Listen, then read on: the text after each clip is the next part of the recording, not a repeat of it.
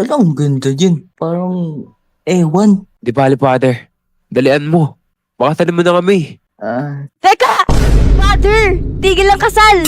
Oo nga, kuya. Napapaliw ka na ba? Teka, sino ka? Sino kayo?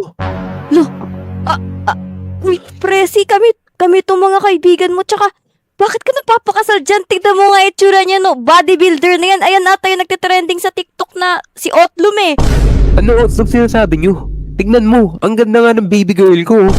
Tapos ano pa kanyo? Sino ba kayo? Hindi ko kayo kilala. Napapaliw ka na ba? Tsaka ate, approve nga. Nagayuma si kuya. Hindi naman siya ganyan eh.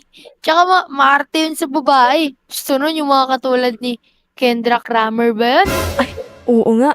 Teka lang. Maiba tayo. Kailangan nating isalba yung buhay ni Kuya Presi. Ay. Presi, Ano? Sino ka ba? Tantanan nyo nga ako. Hindi ko kayo kilala. papagsisihan mo yan. Tsaka, bakit mo ba ito nagawa? Ikaw. Wala kong kasalanan. Malinis ang aking konsensya dahil ang aking konsensya ay clear. Gusto mo ba ipakulong ka namin? Sino ba kayo? At isinisira yung marriage namin ng baby boy ko. Kaya nga, Father, pakasalin mo na kami. Dalian mo. Father! Basbasan mo para bumalik sa dating buhay tong kaibigan namin. Bili! Father, baliw na yung mga yan. Ito na. Tali mo yung babaeng yan. Ay, lalaki pala. Ayan, Ayun, hawakan mo lang yan. dito kita ilalagay. Ayan, gising na si kuya. Uy, ano nangyayari dito?